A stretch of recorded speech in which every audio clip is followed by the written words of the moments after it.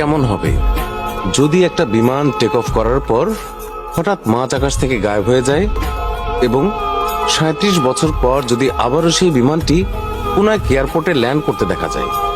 ঘটনাটি হয়তো আপনার বিশ্বাস নাও হতে পারে, কিন্তু ফ্লাইট 914 এর সাথে ঠিক এমনটাই ঘটেছিল।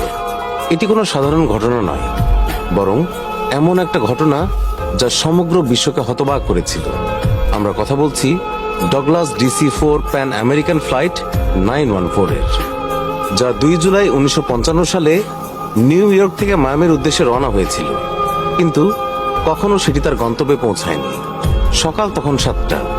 নিউ ইয়র্কের লাগুয়ার্ডিয়া বিমানবন্দরে আস্তে আস্তে ভিড় জমতে শুরু করেছিল। যাত্রীরা বোর্ডিং করতে ব্যস্ত ছিল।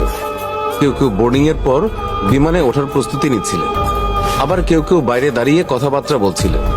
ফ্লাইটটিতে মোট 57 জন যাত্রী এবং 4 জন ক্রু সদস্য ছিলেন এবং সবকিছু স্বাভাবিক ছিল। বিমানটি ক্যাপ্টেন CG টেইলর চালাবেন এবং তিনি তার আসনে বসে সবকিছু পরীক্ষা করছিলেন। এটি একটি সংক্ষিপ্ত এবং স্বাভাবিক ফ্লাইট ছিল, যার গন্তব্য ছিল ফ্লোরিডার মায়ামি, আর সেটি মাত্র 3 ঘন্টার মধ্যে সেখানে পৌঁছানোর কথা ছিল। আবহাওয়া পরিষ্কার ছিল, বিমানে কোথাও কোনো সমস্যা ছিল না এবং সবকিছু নিয়ন্ত্রণে ছিল।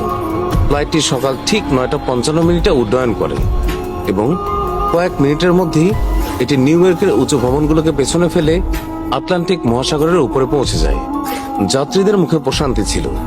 কেউ জানালা দিয়ে বাইরে তাকিয়েছিল, কেউ খবরের কাগজ পড়ছিল, আবার কেউ কেউ মায়ামি পৌঁছানোর আনন্দে কথা বলছিল। কিন্তু কেউই জানতো না যে পরবর্তী কয়েক মিনিটের মধ্যে তাদের জীবন চিরতরে বদলে যেতে চলেছে। সকাল 10:12 new York air traffic control flight 914 কে ট্র্যাক করে এবং জানায় বিমানটি সঠিক পথে আছে। সবকিছু অন্যান্য দিনের মতোই স্বাভাবিকভাবে চলছিল, কিন্তু 10:15 হঠাৎ অদ্ভুত কিছু ঘটে, কারণ রাডার স্ক্রিনে ফ্লাইট 914 কে দেখা যাচ্ছিল না। ফ্লাইট 914 হঠাৎ করে অদৃশ্য হয়ে গিয়েছিল। চোখের পলকেই যেন বিমানটি বাতাসে মিলিয়ে গিয়েছিল। বিষয়টি দেখে এয়ার ট্রাফিক কন্ট্রোলের কর্মকর্তারা অবাক হয়ে যান। তারা তৎক্ষণাৎ বিমানের সাথে যোগাযোগ করার চেষ্টা করেন। ফ্লাইট 914, আপনি কি আমাদের কথা শুনতে পাচ্ছেন? কিন্তু কোনো উত্তর এলো না। তারা আবারও বলেন, ফ্লাইট 914, দয়া করে উত্তর দিন। কিন্তু আবার কোনো উত্তর পাওয়া যায় না। এরপর তারা লাগাতার চেষ্টা করতে থাকেন, কিন্তু ফ্লাইট 914 থেকে কোনো উত্তরই পাওয়া যায়নি।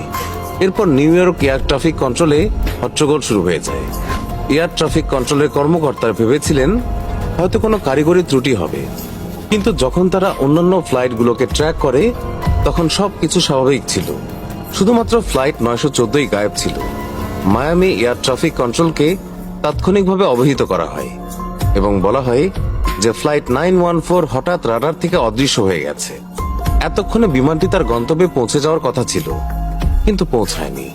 এর পরপরই তৎক্ষণাৎ অনুসন্ধান অভিযান শুরু হয়। নৌবাহিনীরা সমুদ্রে বিমানের ধ্বংসাবশেষ খুঁজতে শুরু করে। অন্যান্য বিমান সংস্থাগুলির সাথেও যোগাযোগ করা হয় এবং তাদের জিজ্ঞাসা করা হয় যে তারা আকাশে অস্বাভাবিক কিছু দেখেছে কিনা, কিন্তু কোথাও কোনো হদিস মেলেনি। অনেক খোঁজাখুঁজি করেও যখন কোনো হদিস পাওয়া যায় না, তখন প্যান আমেরিকান এয়ারলাইন্স একটি বিবৃতি জারি করে যে ফ্লাইট 914 57 জন যাত্রী আর 4 জন ক্রু সদস্য নিয়ে রহস্যজনকভাবে নিখোঁজ হয়ে গেছে। আমরা সম্ভাব্য সকল জায়গায় অনুসন্ধান করেছি, কিন্তু কোনো ধ্বংসাবশেষ পাইনি। আমরা গভীরভাবে দুঃখিত যে এটিকে দুর্ঘটনা হিসেবে ধরে নেওয়া হয়েছে, কিন্তু